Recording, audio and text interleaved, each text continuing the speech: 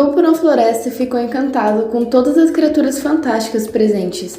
Não, eu não tô falando dessas de Ponte para Terabithia. Eu tô falando dos fungos, aqueles que muitos acham que é planta, mas que estão bem longe de ser.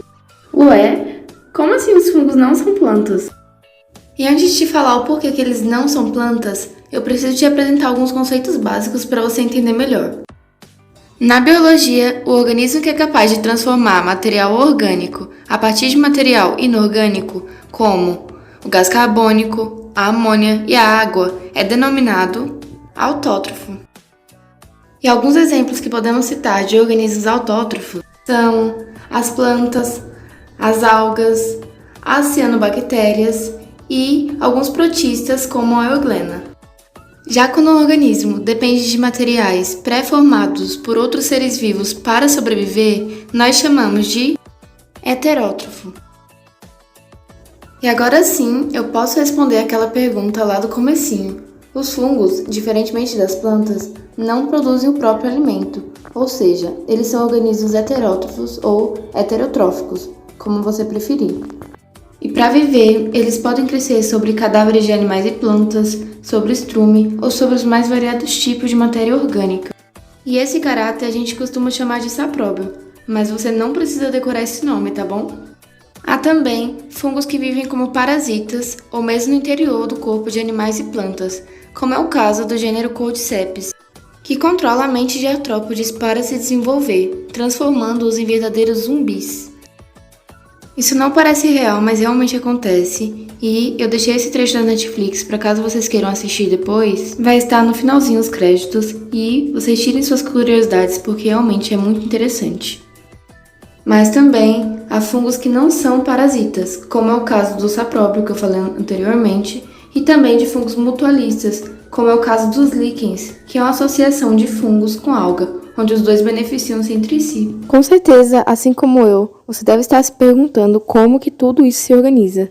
Vamos lá para ver? Uma maneira muito simples e fácil de entender é a organização reficofage, que significa reino, filo, classe, ordem, família, gênero e espécie. É como se fosse uma certidão dos organismos.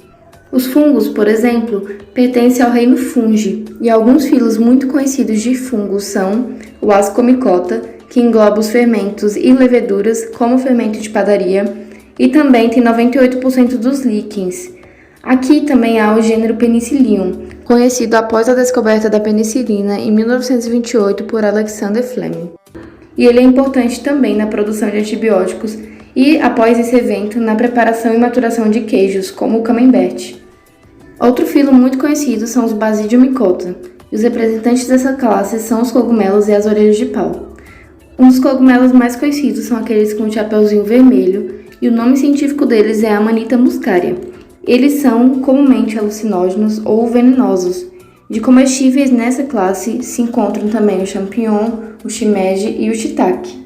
Outro filo muito conhecido e extremamente importante para o nosso conhecimento é o Deuteromycota. É nesse grupo que está a Candida albicans, muito conhecida por causar candidíase tanto vaginal quanto oral nas pessoas. Temos também o antigo filo Zygomycota, que atualmente foi dividido em vários subfilos. Entre um deles está o Mucoromicotina, que se encontra os bolores pretos dos pães e das frutas. E é nesse filo exatamente que vamos focar aqui no nosso experimento.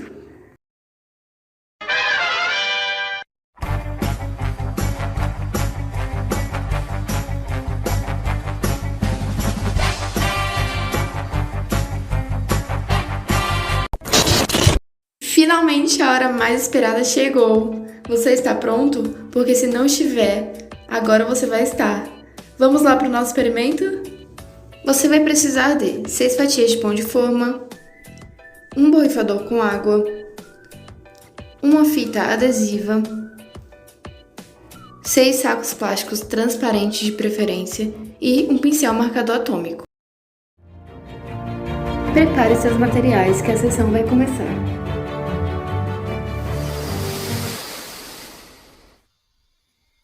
Vamos começar pegando 3 pães de forma e aplicando água em cada um deles.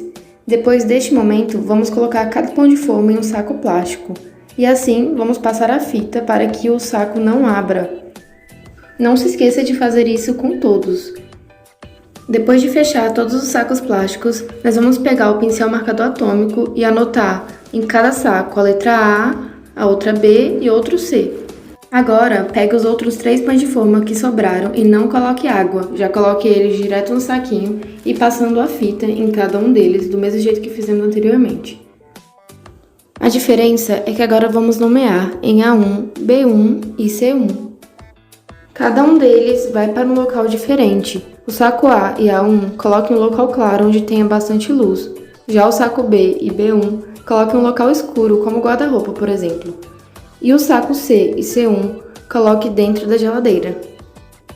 E vamos ver o que acontece depois de uma semana?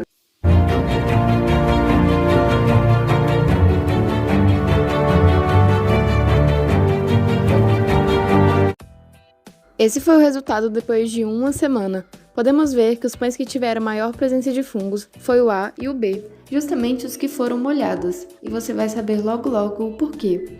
Dá para notar a formação de fungos do gênero Rhizopus em A, o tal bolor preto do pão que eu falei anteriormente. E ele também se forma em B, mas junto com outros fungos coloridos, que são muitas vezes do filo Ascomycota. O pão A1 teve um leve desenvolvimento, e isso diz sobre a presença de esporos no ar, enquanto o B1 não foi contaminado. Já o C e o C1, que estavam na geladeira, também não tiveram nenhuma formação, o que significa que a geladeira não tinha esporos de fungos. Muito comum porque é um lugar fechado que conservamos nossos alimentos. Mas, agora que usamos todos esses termos, eu vou te fazer uma perguntinha. Para você, o que são esses fungos presentes no pão? Isso aí é mofo, é só a gente dar uma limpadinha assim, ó, corta um pedaço do pão, já era, dá pra comer de boa. Você não tá totalmente errada, não. É verdade que é mofo. Entretanto, contudo e todavia, esses tipos de fungos, como do gênero Penicillium, Aspergillus e Fusarium, produzem micotoxinas, que podem prejudicar a saúde humana tanto quando é ingerido de uma só vez, em grande quantidade, ou quando é ingerido aos pouquinhos ao longo do tempo. Não adianta colocar o pãozinho na torradeira e achar que seu problema vai estar resolvido, porque não vai estar. Você pode até matar o fungo, mas as micotoxinas que são muito prejudiciais à sua saúde vão continuar lá, naquele pãozinho. Outra coisa que você também pode ter reparado fazendo esse experimento foi que, independente da quantidade de luz fornecida pelo ambiente, ou seja, tanto no lugar escuro quanto no lugar claro, os fungos se desenvolveram. E isso é por causa daquilo que a gente falou lá no comecinho. Ah, eu lembro que você falou lá no começo do vídeo que os fungos não produzem o próprio alimento, mas o que eles fazem então? Como que isso acontece? A maioria dos fungos possuem filamentos microscópicos denominados hifas, que em seus conjuntos formam um emaranhado denominado micélio, igual esses que vocês estão vendo na imagem. Alguns fungos possuem um chapéu, que nós chamamos de corpo de frutificação, como é o caso dos famosos cogumelos, e eles contêm estruturas reprodutivas de esporos, ou seja, estruturas que vai fazer eles se reproduzirem depois. Quando o pão é contaminado por um fungo, significa que pequenos esporos de fungos presentes no ar caíram no pão e encontraram condições boas para se desenvolver. Assim, os esporos crescem e formam pequenos fios, que nós chamamos de hifas, como eu mostrei na imagem anterior. Assim, essas hifas atacam as substâncias ao redor, reduzindo-as em pequenas ou minúsculas porções, que então são absorvidas pelo fungo, fazendo com que ele se alimente e realize o apodrecimento da matéria orgânica. Lembrando que nós estamos falando desse tipo de reprodução, que é esporulação, porque o nosso foco do experimento é esse, mas também os fungos podem se reproduzir por fragmentação e por brotamento. Eu estava analisando aqui e eu vi que eles têm cores diferentes. Será que isso é normal? Sim, claro. Como eles podem pertencer a inúmeras espécies diferentes, as cores dos mofos podem variar também. E eu tenho certeza que você não observou somente isso.